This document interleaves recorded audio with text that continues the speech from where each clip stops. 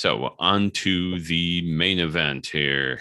Tonight we dive into our newish monthly theme of analytics. We've been doing it all month on the network itself, but we will do that with a conversation with Kanishka of Yamu Media. Kanishka has become a prominent figure in the Buffalo startup community. He founded and helped spin up a few companies, including Aviate Audio, Yamu Media, Grow Buffalo Business, and he's on Buffalo Business First 30 under 30 list. That's pretty impressive. All right, Kanishka, are you ready? Yeah, thanks for having me here, Neil. I'm excited. Yeah. All right, I'm going to spotlight you. And it's like I need some video equipment. I'm going to spotlight myself too. So if anybody has any questions during this, I load up a few. We'll go back and forth, Kanishka and I, and then at the end of that time, we'll open it up to the floor. But if you have something that's really relevant in the middle of this, anything that's really relevant in the middle of the conversation, feel free to, put it in the chat or something like that. All right. So, Kanishka, I don't know if you want to do a quick intro. I did the bullet points there, but do you want to talk about, sort of what you do or one of your several companies? I think I could share the story of where I got into what I do.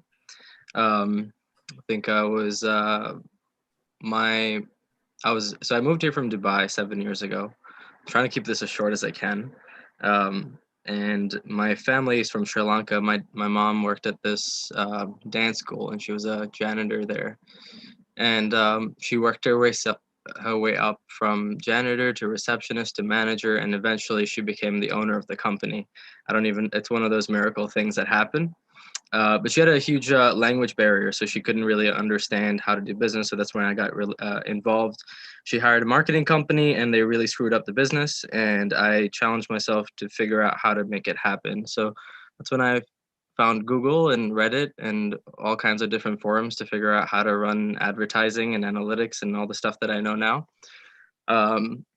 She completely wasted her money on me for the first 3 months, without a doubt. I completely failed, but through those experiences, I kind of figured out how to make it happen. And then, that's kind of where I got my start to running ad campaigns and digital marketing stuff.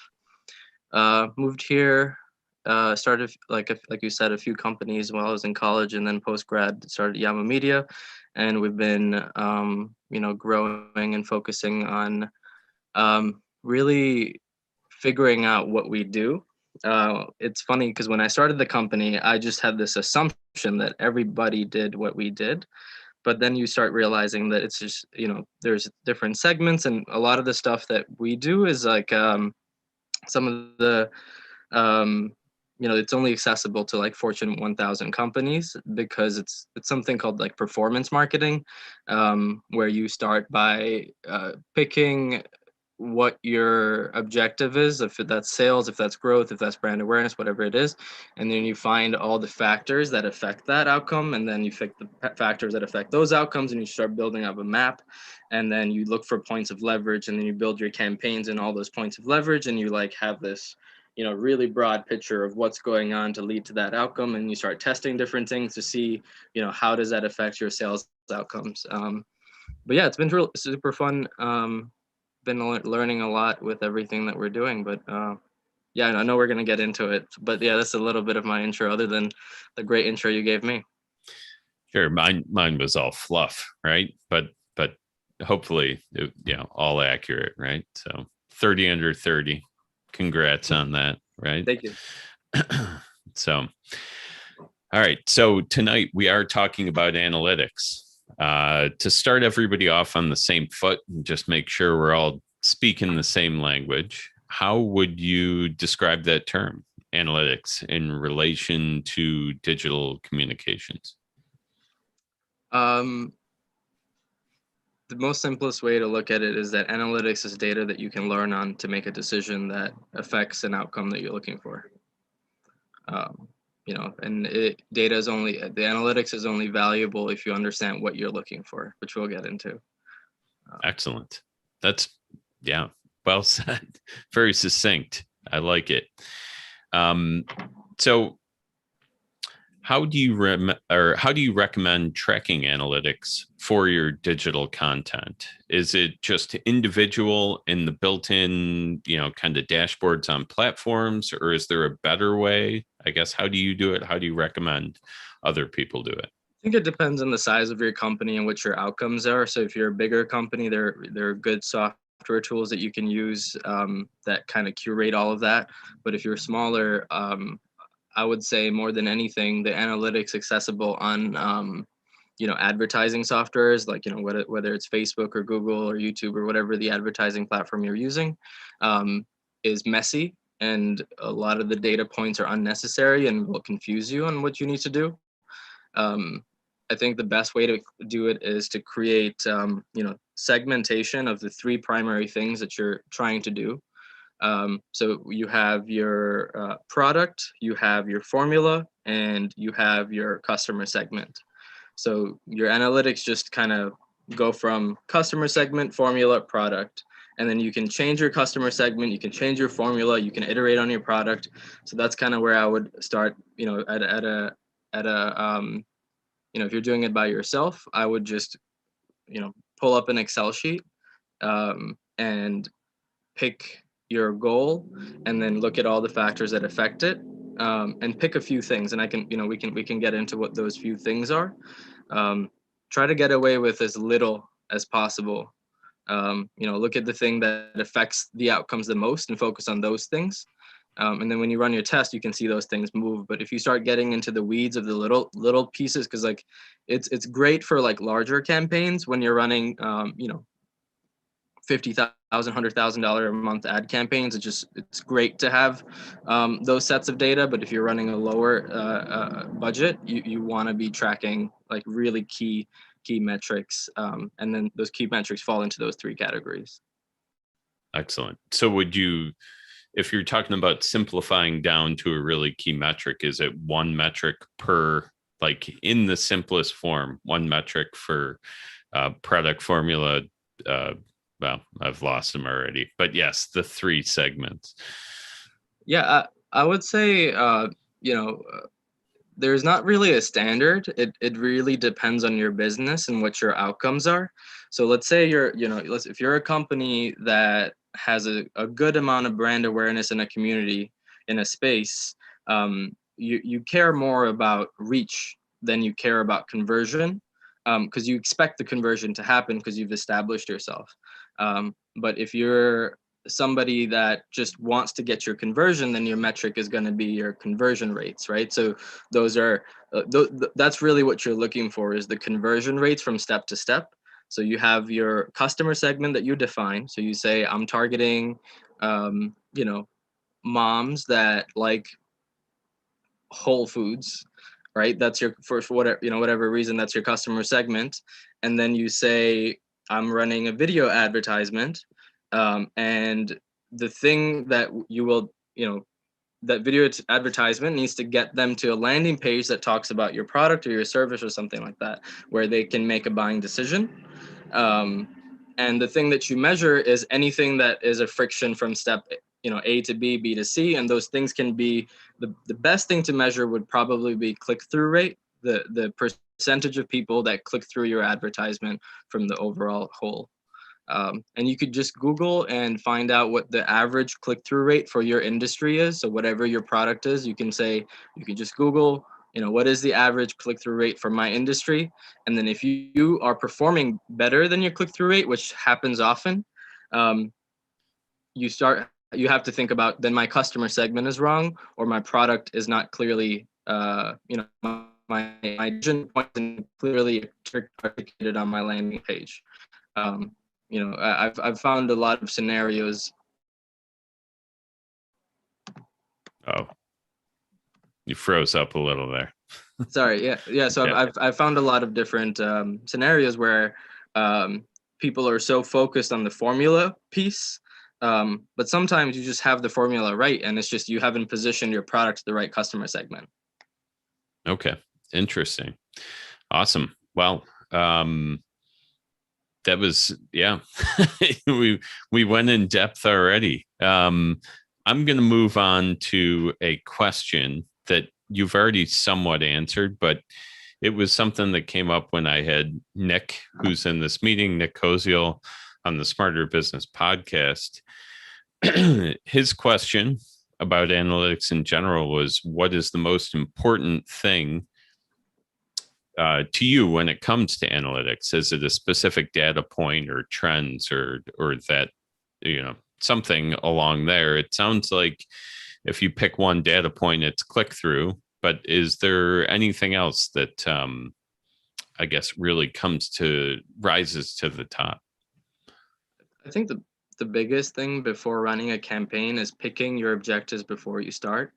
Don't let the software decide what your objectives are. You decide as a business what your objectives are. As a business, your objective is revenue. So you should make your objective revenue and start there and look at what are the factors that affect revenue. But there are other things. So specifically to video, your watch time reflects the quality of engagement. So, you should pay attention to if you're running an ad campaign or anything like that, even on the landing page. So it's not necessarily just on an ad campaign. If you have a video on a site, you can plug in your like Google Analytics and check how long people stay on a page, how long people watch a video. And then if on average, if you have 100 people on a site and they're watching 50% of a video, that will go to the 50% of that video and see what happens at 50%. What is it that you said that made everybody lose their attention? Why was it good enough for them to watch it for 50% but not follow through? And then you can start iterating on your video itself to figure out how to get them to watch the whole thing, because the goal is to get them to follow through and make a decision. And another good piece to think about is if you have 100% of a video to watch, your average watch time is 80%. Make sure the call to action is within the 80%. It shouldn't be on the other end of that. And if you can't figure out how to get it past 80%, that's fine. Just make your call to action happen way before that. Yeah, that's a great point. And especially landing page videos versus, we've had some other discussions about, the game on YouTube is different than the game on the landing page, where you're trying to get them to take an additional step versus maybe just ongoing dwell time or something like that on your videos. So awesome. And I think maybe you were looking at your notes, right? Like the next question was video specifically. Is there a magic metric? Is that watch time? For video specifically, I would say watch time, but I wouldn't say that is the magic metric. The magic metric, unfortunately, for video is qualitative. It's not quantitative. It's what is the intent to make a buying decision? Like, does your video inspire intent to make a decision? And that's what you're measuring. Because you can actually, there's a lot of ways where your video can convert and get them to the next step, but they'll do nothing. That happens often, like all the time, so people can feel good about themselves by seeing like people watch the whole thing, because you've figured out how to entertain people. Entertaining people isn't the same as getting them to make a decision. And a good practice that we do for getting people to figure out if the video is going to make a decision is just get 10 people, and at the end of that have them watch the video and say, what do you feel like doing right now? Simple, right? What do you feel like doing right now? And just take notes of what they say. And if they don't say, I want to go to your landing page and learn more, like you have to predefine your objective. So your objective for the video was to get them to move to the landing page, or your objective for the video is for them to sign up for your email campaign, or to whatever it is. Like, you have an objective that you clearly defined, and if when you ask them, when you watch the video, what they say is not aligned with your call to action, that your video is not doing justice to the objective that you've defined. And I've seen that a lot in ad campaigns, where the entertainment factor is great. And I put this here on the chat as our primary takeaway for the day is attention isn't the same as conversion. And that's something that people get wrong a lot of time, is they figure out how to curate attention, but they don't recognize how to turn that into value. Yeah, there are two things to follow up on that. Like, first, anybody in the creator network itself, like, that is a great way to leverage us as a community. Put the video out, like Kanishka is saying, put it up on the network, and get feedback on what people feel like there is to do next. And then like we've discussed a lot in this group, the idea of vanity metrics, and it sounds like attention is ultimately a vanity metric, right? Like, it's the same with views and other views and impressions, and just straight up reach. Doesn't necessarily mean anything if it doesn't turn into to action on the client side, right? Yeah, if I could jump in there Sure. real quick, I think it's a tough place to be when you're trying to market in 2021, because your case studies or the things that you look at are influencers that their revenue is generated through attention. But as a business owner that has value to provide that has nothing to do with attention, so you have a real service that supports a real pain point, you're wasting people's time by trying to get their attention. What you should be focusing on is clarifying the problem that you solve, and then making sure the customer segment that sees your ad sets or your content are the right customer segments. And you shouldn't necessarily worry about views and attention. You should focus more on the fact that are you clarifying what you do clearly enough in the ad set, and then is it pointed towards the right people that can benefit from the value you provide. Excellent. Well said. So the only other question I have, so I hope everybody's getting ready to jump in here, is do you have any closing thoughts on just on the analytics in general, how people can use them? Just open-ended. I think so. Just specifically to video, from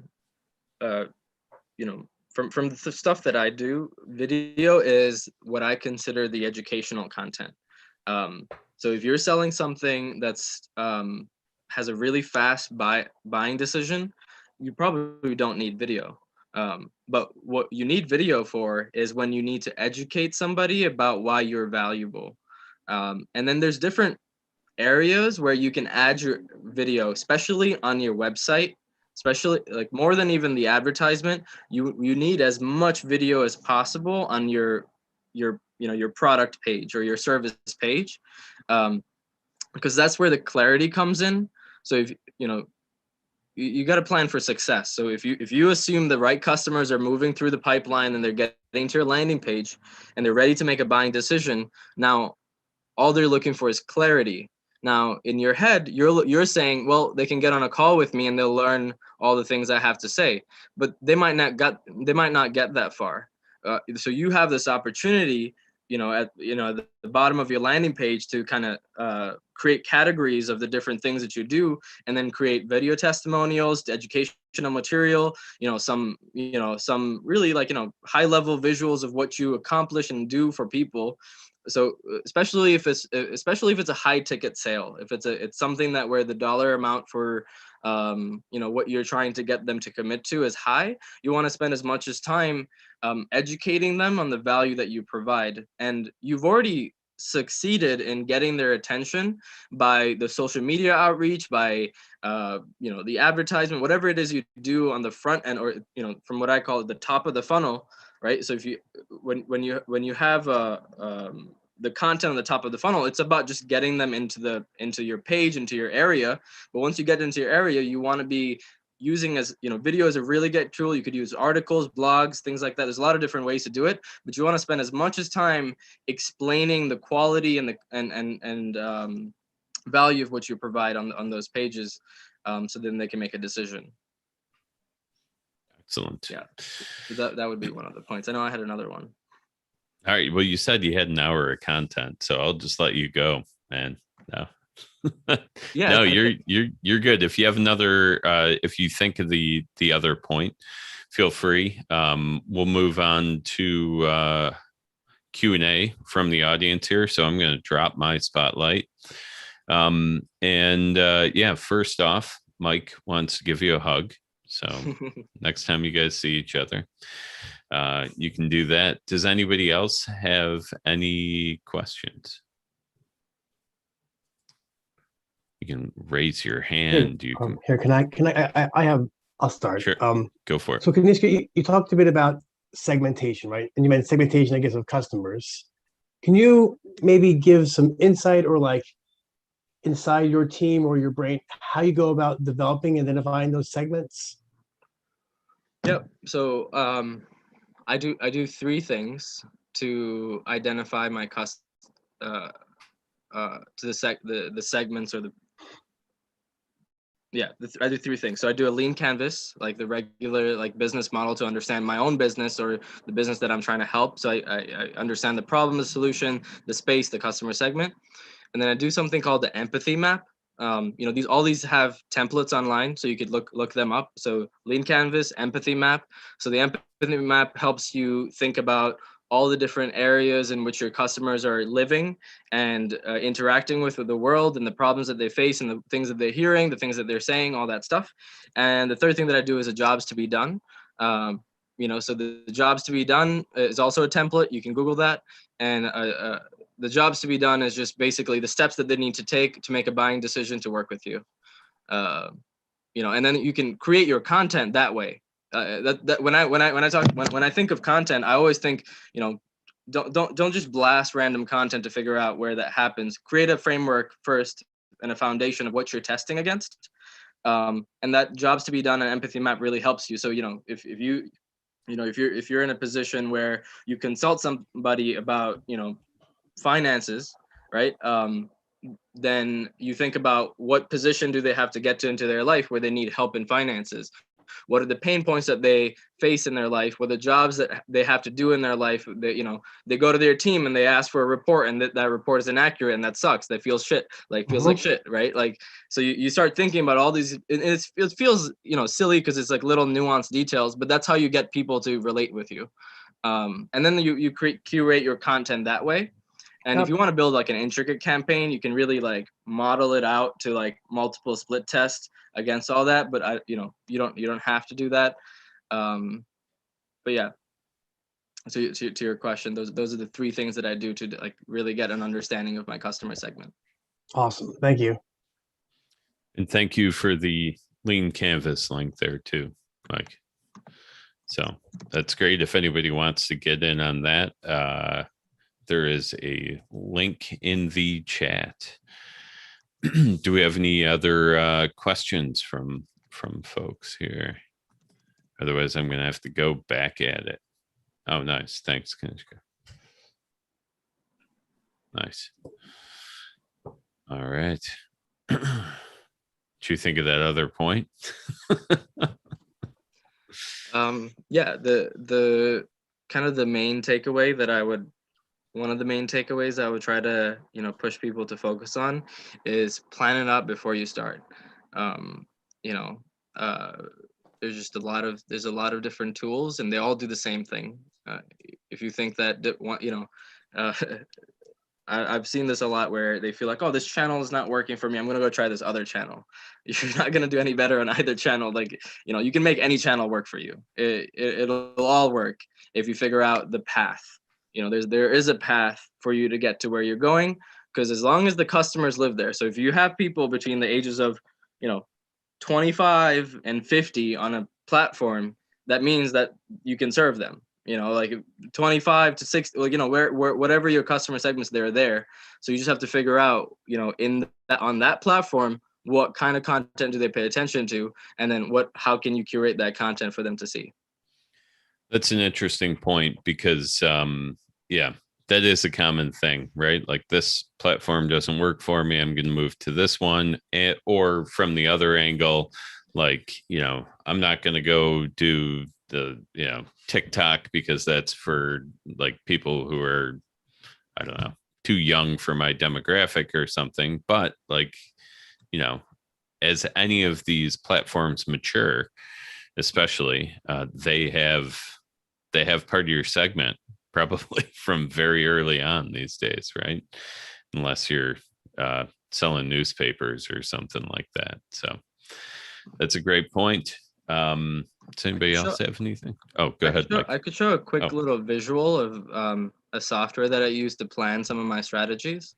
Yeah, cool. Let's see that. Yeah. Yeah, this is just planning phase. Roll it. I've honestly complained about every software out there, and I would ideally like to build my own someday, because everything sucks. But this is the best one that I found that could do what I wanted to do.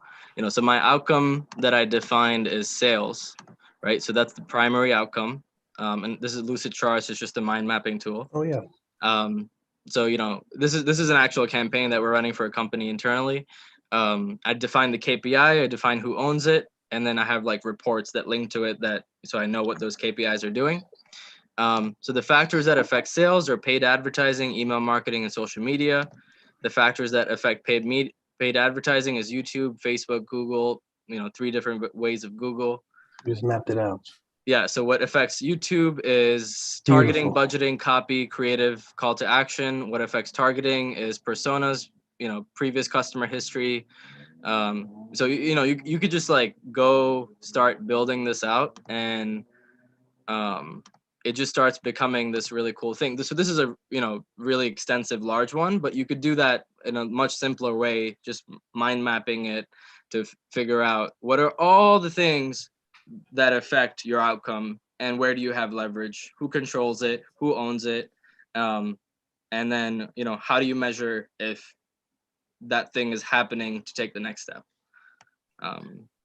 But yeah, this is usually where I build my strategy, and this is like a draft that I was working on earlier today, but this starts going really far down. But it doesn't have to for especially a smaller business. This could be like a few different segments. That's awesome. And then so the other piece is GERU, if you're running analytics. Oh yeah. And VBOUT. Those are the 2 tools that I use nice. For tracking a lot of the stuff. Excellent. Okay. If anybody has any examples of things they're facing, problems, I could try to solve them on the fly. Or all right. Ask Kanishka anything. It just turned into all right. I mean, video based and analytic. Sean has that kitchen blockade thing he's working on still. So sorry. Yeah, not my area of expertise. Sorry. All right. I have just I guess it's sort of a maybe it's not an analytics question, but again, in my mind, my card is set. I keep thinking like, I get it, the analytics and the sort of customer grab and the conversion is important. But on the other end, Kanishka, you also made a point to say, like, people who buy my services are usually large ticket purchases, right? I'm not selling $3 water bottles. So a lot of times when I'm making videos, there may not be a specific, there is no more conversion or interest in the video besides like putting up the video and kind of say, here's some ideas that I have, here's a model, here's some concepts, just purely in the educational piece. And so I always sort of, in my mind, I always sort of debate between the value of, do I push harder on to create analytical goals, or do I kind of keep the continuum on saying, I want it to be educational pieces here and differentiating those? So it's not really a question as much as more of a philosophical sort of conundrum that I run through. So I think you've separated two different factors. You're either, so from what I'm hearing, the content that you're creating is within a network that you've already clearly defined, and it's expanding slowly, which means that you have a certain segment of people that already follow you, and no matter what you put out, it's the same people that see it, maybe a few more people here and there. So technically what you're really looking for is referrals from that content, right?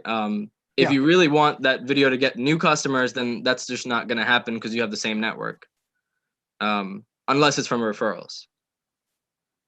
Yeah, and interestingly, I mean, my business is built very strongly based upon that referral network of folks who are like, hey, I got a guy, Mike's really good, call Mike.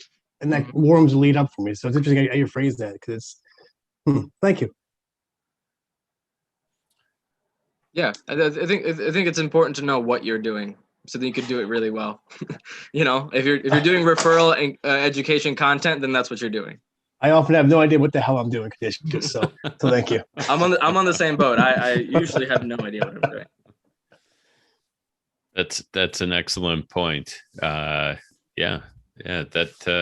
goes back to planning it out, and then maybe a different ask there, Mike, than you would think, right? It's not necessarily a buy my stuff or sign up for this list, but if you know anybody who this info could be helpful to, type of thing.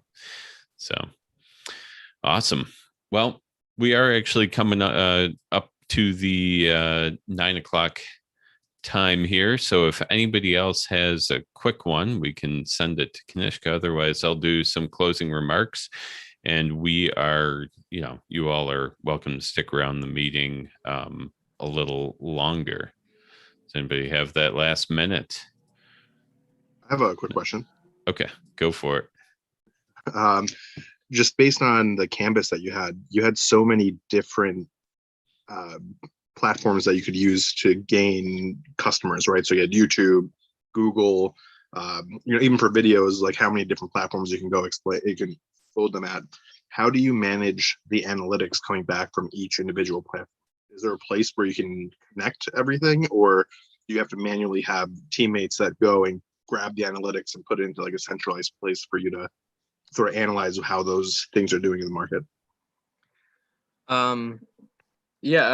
This is actually, you're bringing up the point that I missed earlier. We use GERU and VBOUT and things like that. So that's really those softwares that do that. They plug it all in, and they have APIs that plug into different softwares, and they pull in the data. So it's great. But I still hate it, because what it does, it forces you to think a certain way. So to your question, yes, I usually force my entire team to go do everything manually. Because all these softwares make you think a certain way, because they present the data to you in a certain way, and it doesn't, you don't have the freedom to move it around in a different, and customize it to what you want it to be. I usually use those softwares as acquisition of data, but I don't use it to analyze my data. I move it to like a different platform. You just honestly just Excel. Is what I use for that. I'm working with like a consultant right now to figure out how to build what I want to build. But yeah, to your question, I used GERU and VBOUT. Those are two tools that help me plug in YouTube to Google to Facebook to all of those things to like one different landing page, see what the conversion rate of that landing page is, and then how that landing page affects the sales outcomes. And the different test campaigns that lead to those outcomes. So it really does do a good job of mapping it out. GERU is cheaper, VBOUT's a little bit more expensive. Awesome. Excellent. I'm sorry, I hope that answered your question. Yeah, for sure. I'm just not familiar with those tools, but it makes sense that they do have something that would do that. But it seems like the deeper analytics you guys pull. Yeah, the deeper analytics that people do are usually pretty custom. Yeah, and then that's I'm learning too. As my company's growing and I'm seeing things, I'm getting frustrated by the software tools out there because it just forces you to think a certain way, and you don't really get to be creative with some of these strategies. All That was right. the feedback that I had for people, like, don't trust softwares blindly, make your own strategies. Right. Yeah, and that's what I was going to use to kind of wrap it up. Kanishka, thank you very much for chatting with us. After a couple of, we're going to shut down the live streams here, do a couple of closing remarks, but the oversimplified version is plan all of your campaigns and so on, so you know what you're analyzing, and don't let your software, the software that's available, drive what you want to analyze, what you want to track, right? So for everybody watching on the live stream, thank you for doing that. And feel free to come to one of our future meetings if you want the more